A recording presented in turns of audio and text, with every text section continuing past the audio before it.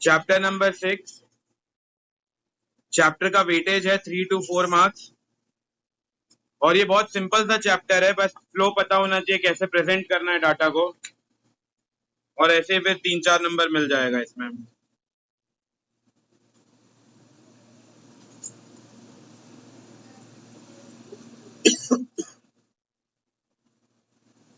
Diagrammatic presentation of data, chapter number 6, 3 to 4 marks weightage. अब इसके index में लिखो क्या क्या कवर करना है। Introduction,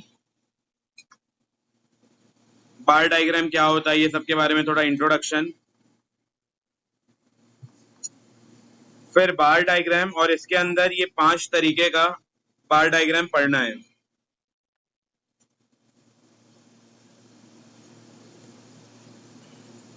simple bar diagram, multiple bar diagram, simple bar diagram, multiple bar diagram, component bar diagram, component bar diagram, फिर percentage bar diagram, percentage bar diagram, उसके बाद डेविएशन बार डायग्राम। तो इतना पढ़कर अपना बार डायग्राम का टॉपिक कंप्लीट हो जाएगा और लास्ट में पढ़ेंगे पाई चार्ट।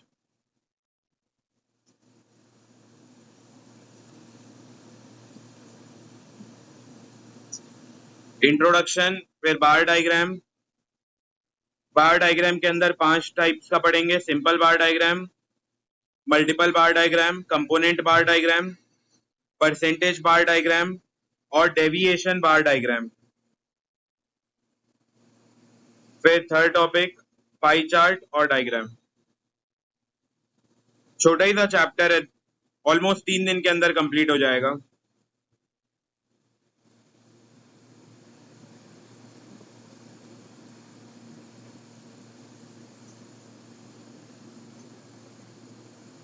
इसमें से 2-3 टॉपिक डिलीट कर दिए हैं। पहले इसमें ब्रोकन स्केल डायग्राम भी हुआ करता था। ब्रोकन स्केल मतलब क्या होगा? ब्रोकन स्केल बार डायग्राम ऐसे तोड़ देंगे क्या बनाते साथ? पहले सिलेबस में ऐसा एक ब्रोकन स्केल बार डायग्राम हुआ करता था। कहाँ गया ये? वो सिलेबस से हटा दिए हैं। ये ब्रोकन स्केल क्यों ऐसे बनाते होंगे? कुछ आइडिया ऐसा? मतलब यहाँ पे ऐसा तोड़ के क्यों दिखा रहे हैं? सोचो तो। ये इसका यहाँ पे हिंट ले सकते हो, यहाँ वैल्यूज देखकर। क्या क्या क्या क्या? हाँ, तो नंबर तो यहाँ भी चेंज हो रहा है, तो इधर क्यों नहीं तोड़ रहे हैं? हाँ, देखो ये ब्रोकन स्केल जब पहले सिलेबस में हुआ करता था ना, तो इसके पीछे लॉजिक क्या है कि हम लोग ये ऐसा तोड़ के क्यों दिखाते थे यहाँ पे। अगर तुम लोग वैल्यूज में ध्यान दो तो यहाँ 250, यहाँ 500, फिर 750, मतलब जो बीच का गैप है वो 250 से बढ़ रहा है। लेकिन जैसे ही यहाँ पे 1000 पहुंचे, 1000 के बाद यहाँ पे कितना आ गया? 35,000। मतलब इसके बीच का गैप कितना हो गया? बताओ बताओ। 35 हजार, 1000 था, 1000 के बाद जस्ट 35 लिख दिए, 35,000। बीच का गैप कितना हो गया? 34,000 का गैप। अभी तक जो गैप चल रहा था वो 250 का चल रहा था। इधर भी 250 का गैप, इधर भी 250 का गैप, इधर भी 250। लेकिन बीच में एक बहुत बड़ा सा फिगर आ गया और बहुत बड़ा से मूवमेंट आने की वजह से हम लोग यहाँ पे स्केल को ब्रोक करना पड़ता है। मतलब एक गैप दिखाना पड़ता है कि अभी तक जो चल रहा था वो 250, 250, 250 चल रहा था, लेकिन अचानक से जो फिगर में इंक्रीमेंट हुआ वो बहुत बड़ा चेंज हुआ। उस वजह से हम लोग बीच का स्केल तोड़कर दिखाते थे। तो अभी वो अपने सिलेबस में नहीं है, लेकिन बस एक आइडिया होना चाहिए। तो इसमें देखो अब पहले क्या हो रहा था, सेम छोटा छोटा डिजिट का गैप चल रहा था, 250, 250, 250। लेकिन अचानक से 34,000 का गैप आ गया, तो ये बहुत बड़ा गैप आ गया। इस वजह से हम लोग को स्केल को तोड़ के दिखाना पड़ रहा है। खैर अभी तो ये नहीं है सिलेबस में। ये इंडेक्स हो गया सबका लिखना? ठीक, पहले हेडिंग लिखो इंट्रोडक्शन। पहला हेडिंग इंट्रोडक्शन। इसमें हम लोग ये पढ़ेंगे डाटा को डायग्राम में दिखा के फायदा क्या है। हम लोग लिख के भी तो दिखा सकते थे। कोई डाटा अगर मान लो बचेली में इतने लोग को ये हो गया, उतने लोग को वो बीमारी हो गया है, तो हम लोग चाहते तो लिख के दिखा देते कि यहाँ वाले रहने वाले को ये बीमारी हुआ है, मलेरिया इतने लोग को हुआ है, डेंगू इतने लोगों को हुआ है, हम लोग लिख के दिखा देते। लेकिन इसको डायग्राम में दिखाने का क्या जरूरत है? डायग्राम में दिखा के फायदा क्या है? तो एग्जाम में ये भी क्वेश्चन आता है कि डायग्राम में ही क्यों दिखाना है? हम लोग ऐसा लिख के, ऐसा थ्योरी में भी तो दिखा सकते थे, तो हम लोग ऐसा बार डायग्राम करके क्यों दिखा रहे हैं? तो इंट्रोडक्शन के अंदर लिखो, दोनों में से अट्रैक्टिव क्या रहेगा? बार डायग्राम अट्रैक्टिव रहेगा या थ्योरी में लिखेंगे वो अट्रैक्टिव? बार डायग्राम। थ्योरी में लिखा रहेगा ना, जो पब्लिक होगा वो इंटरेस्टेड ही नहीं होगा पढ़ने के लिए। जैसे मान लो इतना बड़ा यहाँ कुछ लिखा हुआ है तो पब्लिक इंटरेस्टेड ही नहीं होगा पढ़ने के लिए। लेकिन वही जगह अगर हम लोग कोई बार डायग्राम में दिखा दिए कि 2002 में इतना डाटा था, फिर 2003 में कम हो गया, फिर 2004 में डाटा बढ़ गया, तो जब बार डायग्राम से देखते हैं तो पब्लिक को बहुत अट्रैक्टिव लगता है वो फिगर्स, और बहुत जल्दी वो कोई भी कंक्लूजन डिराइव कर पाते हैं। तो इंट्रोडक्शन के अंदर पहला पॉइंट लिखो, डाटा में be presented in a simple and attractive manner. Data may be presented in a simple and attractive manner. Simple और attractive को बॉक्स में डाल दो। Data may be presented in a simple and attractive manner in the form of diagrams. तो अगर हम लोग diagram में दिखाएंगे तो पब्लिक को भी इंटरेस्ट आएगा और उस चीज को पढ़ेगा, समझेगा, कंक्लूजन्स निकालेगा। लेकिन वही हम लोग अगर बड़ा बड़ा पैराग्राफ में लिख दिए तो पब्लिक पढ़ने में इंटरेस्टेड ही नहीं रहेगा।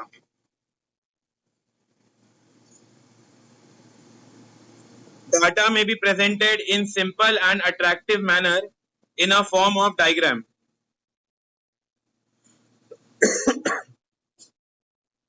फिर अगला पॉइंट लिखो, second point, diagrammatic presentation. Diagrammatic, यहां पे डबल एम आएगा, diagrammatic. Diagrammatic presentation is broadly classified. Diagrammatic presentation is broadly classified as of three types. मतलब डायग्रामेटिक प्रेजेंटेशन हम लोग तीन तरीके से दिखा सकते हैं। Diagrammatic presentation is broadly classified as of three types. First लिखो, ज्योमेट्रिक फॉर्म।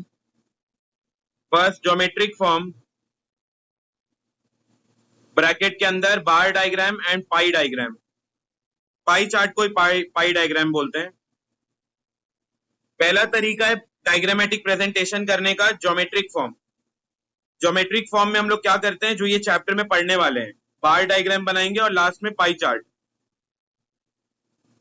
360 के एंगल पे बनता है।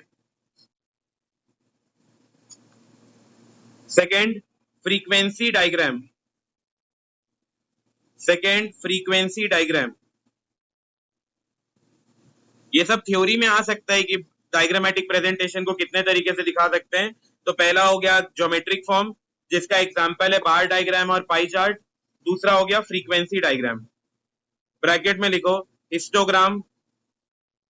अभी हम लोग चैप्टर 6 कर रहे हैं, जब चैप्टर 7 में आएंगे तो उसके अंदर हिस्टोग्राम बनाएंगे, पॉलीगॉन बनाएंगे, ओगिव कर्व बनाएंगे। ये ओगिव याद होगा ना, 10th में भी बनाए होगे, नहीं बनाए थे? ओगिव कर्व नहीं बनाए? ये 10th में रहता है यार, स्टैटिस्टिक्स में मीन मोड मीडियन था, ये भी रहता है। पिछला बैच ही मेरे को बताया, उसके पिछला बैच भी बताया था। तुम लोग वो गलियां को भूल कर आ गए। डिलीट क्यों? कोरोना आ रहा था क्या 11th 10th में? अगला लिखो, कोई नहीं, वो गलियां को छोड़कर आ गए, कोई प्रॉब्लम नहीं।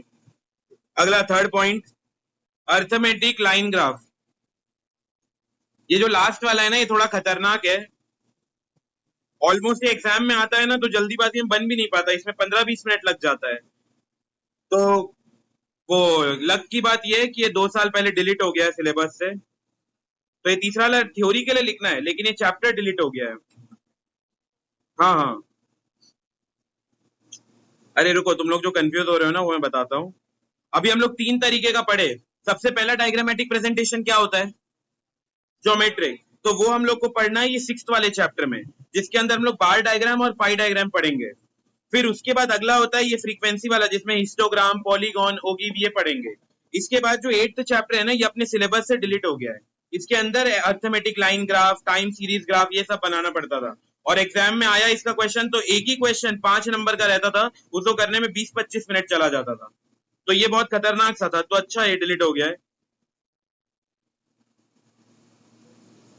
तो थ्योरी में हम लोग को याद रखना है कि 3 तरीके का होता है, लेकिन तीसरा वाला का चैप्टर डिलीट हो गया है, अर्थमेटिक लाइन ग्राफ, और इसी का दूसरा नाम टाइम सीरीज ग्राफ। ये थ्योरी के लिए इंपॉर्टेंट है। तो हम लोग डायग्राम में क्यों दिखाते हैं? क्योंकि अट्रैक्टिव रहता है, ये सिंपल रहता है, ये अट्रैक्टिव रहता है, तो पब्लिक बहुत इंटरेस्टेड होता है इसको पढ़ने के लिए। डायग्रामेटिक प्रेजेंटेशन 3 तरीके से किया जा सकता है। एक ज्योमेट्रिक फॉर्म में, जो ये चैप्टर 6 में हम लोग कवर करेंगे, बार डायग्राम और पाई चार्ट। दूसरा फ्रीक्वेंसी डायग्राम, जो चैप्टर 7 में कवर करेंगे, हिस्टोग्राम, पॉलीगॉन, ओगिव एक्सेट्रा।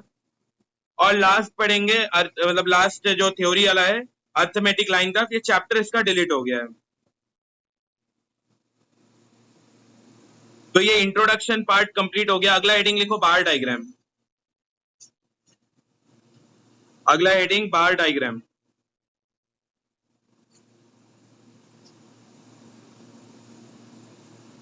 मीनिंग लिखो बार डायग्राम का। Bar diagram are those diagram, bar diagram are those diagram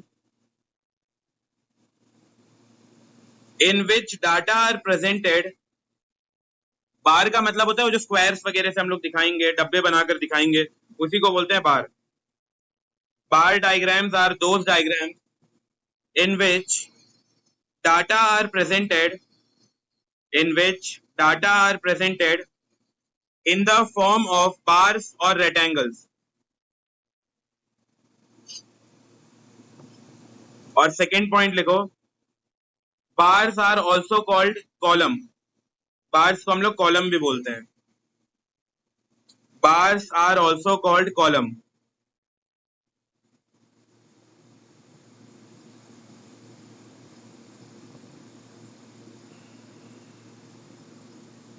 exam में ये ऐसा क्वेश्चन अभी तो बस कवर कर रहे हैं करके मैं ये मीनिंग लिखा दिया हूँ, ये मीनिंग याद करने का जरूरत नहीं है। एग्जाम में ये नहीं आता है what is bar diagram explain करके, वो एक बड़ा सा क्वेश्चन देगा, उसको फिर बार डायग्राम में बनाना रहेगा।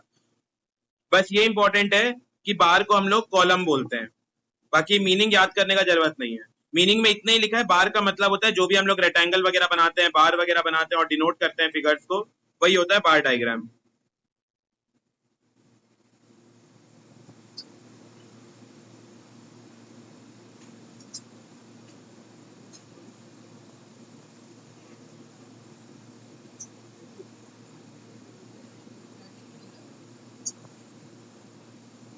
ठीक है, अगला पॉइंट लिखो, पॉइंट्स टू बी कंसीडर। इसमें हम लोग ये पढ़ेंगे कि जब एग्जाम में बार डायग्राम बनाएंगे तो किन किन बातों का ध्यान देना है। Points to be consider while making diagrams. जल्दीबाजी में ये सब कुछ कुछ चीजें मिस हो जाता है, और ये छोटा छोटा माइन्यूट डिटेल्स की वजह से मार्क्स कम हो जाता है। तो points to be consider while making diagram. सबसे पहला बात जो ध्यान देना है, एक्स और वाई एक्सिस को मार्क करना है। ये जो हॉरिजॉन्टल होता है ये कौन सा होता है, एक्स या वाई? बताओ बताओ, ये डायग्राम में जो हॉरिजॉन्टल होता है ये क्या होता है, एक्स, और वर्टिकल होता है ये क्या होता है, वाई। तो हम लोग जब भी डायग्राम बनाएंगे तो सबसे पहले ये प्लॉट करना है, वाई और एक्स एक्सिस को, इसको इग्नोर नहीं करना है, और ये ओरिजिन दिखा देना है। तो पहला लिखा है label the axes, label the axes, vertical axes, horizontal axes जो भी है, उनको एक्स और वाई लेबल करना पड़ेगा। Label the axes as x और वाई, एज एक्स और y. Second point, write details, write details of what is presented, write details of what is presented through each axis, write details of what is presented through each axis, write details of what is presented through each axis. ये second वाले point का मतलब क्या है? Right details of what is presented through each axis. कुछ idea? देखो, जब हम लोग डिमांड चैप्टर पढ़ते थे तो डिमांड के अंदर भी ग्राफ बनाए थे। डिमांड का कर्व कैसा रहता है? डाउनवर्ड स्लोपिंग या अपवर्ड स्लोपिंग? बोलो बोलो। डाउनवर्ड, क्योंकि जैसे जैसे प्राइस बढ़ता है डिमांड कम हो जाता है। तो हम लोग यहाँ पे एक्स एक्सिस में, वाई एक्सिस में क्या दिखाते थे? प्राइस को या क्वांटिटी डिमांड को? प्राइस को। और एक्स एक्सिस में क्या दिखाते थे? Quantity demand. तो सेकंड पॉइंट यही बोल रहा है कि जो भी चीज दिखा रहे हो उसको लिख के बताओ। अगर मान लो मैं नंबर ऑफ स्टूडेंट्स दिखा रहा हूँ तो मेरे को यहाँ पे लिखना पड़ेगा नंबर ऑफ स्टूडेंट्स। ये सेकंड पॉइंट का वही मतलब है कि जो भी चीज दर्शा रहे हो उसको प्रेजेंट करना है एक्स एक्सिस और वाई एक्सिस में। जैसे अगर मैं बता रहा हूँ कि क्लास 11th है तो यहाँ पे मैं लिख दूंगा क्लास 11th, फिर उसके बाद लिख दूंगा क्लास 12th क्लास, फिर ऐसा 10th 11th 12th, फिर यहाँ लिखूंगा कितने स्टूडेंट्स है उसके, तो मेरे को यहाँ नंबर ऑफ स्टूडेंट्स लिखना पड़ेगा। मतलब अगर कुछ भी डायग्राम हुआ तो हम लोग को दिखाना है कि कहाँ पे वाई एक्सिस में क्या दिखा रहे हैं और एक्स एक्सिस में क्या शो कर रहे हैं। उसी को बोलते हैं सेकेंड वाला पॉइंट जो बता रहा है, right details of what is presented through each axis. Third point लिखो। अच्छा, जो बार डायग्राम के बीच का गैप होगा ये सेम होगा या अलग अलग होगा? मतलब मान लो एक ऐसा बना रहा हूं, फिर एक ऐसा, फिर एक ऐसा, फिर एक ऐसा, ये चल जाएगा क्या? नहीं, इनके बीच का जो गैप होना है इसको विड्थ बोलते हैं। तो इनके बीच का जो विड्थ होना है, जो गैप होना है, वो भी सेम होना चाहिए। तो यही वाला है थर्ड पॉइंट। देखो थर्ड पॉइंट, विड्थ। विड्थ का मतलब gap.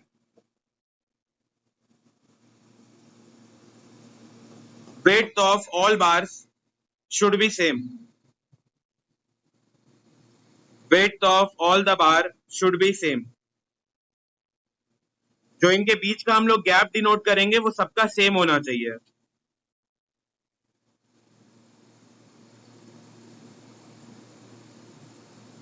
Width of all bars should be same.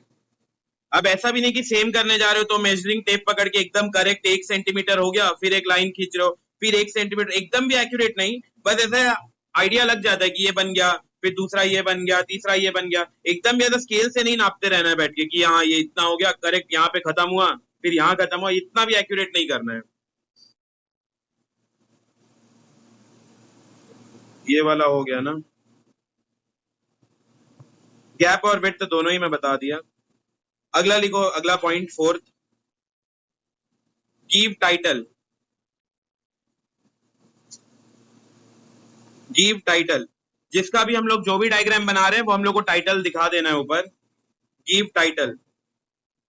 जैसे ये वाले बार डायग्राम में यहाँ ऊपर लिखा है स्टूडेंट्स फेवरेट कलर, ये हो गया टाइटल। फिर गैप इनके बीच का देखो, गैप भी सेम है, और जो स्क्वायर वगैरह ये भी सब, रेक्टेंगल वगैरह ये भी सेम रहना है।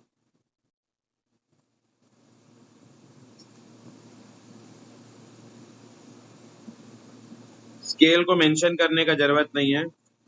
और अगला लिखो fifth point, mention units. Unit को मेंशन करना पड़ेगा, नीचे लिखना पड़ेगा 10 20 30 40 50। फिर वाई एक्सिस में भी जो भी दिखाना है वो यूनिट्स में मेंशन होना है। तो ये ऐसे 5 बातें थे जिनका ध्यान रखना है। सबसे पहले एक्स और वाई एक्सिस को डिनोट करना है, इनका जो डिटेल्स है हम लोग क्या प्रेजेंट कर रहे हैं वो बताना है, विड्थ जो है वो गैप जो है वो सब कुछ सेम होना चाहिए, टाइटल देना है और मेंशन करना है यूनिट्स। यूनिट्स मेंशन करने का मतलब है यहाँ लिखना है 0 है, 5 10 15 20, फिर यहाँ नीचे लिखते हैं रेड ब्लू, तो ये सब कुछ मेंशन करते हुए चलना है। तो अब हम लोग बार डायग्राम को पढ़ लिए, अब अगला लिखो। इसके अंदर ये तो हो गया ना। हाँ, इसमें एक और पॉइंट लिखो, it can be presented, it can be presented horizontal as well as vertical. Bar diagram को हम लोग कैसे भी प्रेजेंट कर सकते हैं, हॉरिजॉन्टल भी प्रेजेंट किया जा सकता है और वर्टिकल भी प्रेजेंट किया जा सकता है। एग्जाम में ज्यादातर जो आएगा वो वर्टिकल प्रेजेंटेशन रहता है, ये सेकंड वाला। और उसके बाद एक ऐसा डायग्राम बना लो, छोटा छोटा डायग्राम जिसमें पता रहे दोनों केस में सेम एग्जाम्पल है, बस एक साइड हम लोग जो वाई एक्सिस में दिखा रहे हैं वो दूसरे एग्जाम्पल में एक्स एक्सिस में दिखा रहे हैं।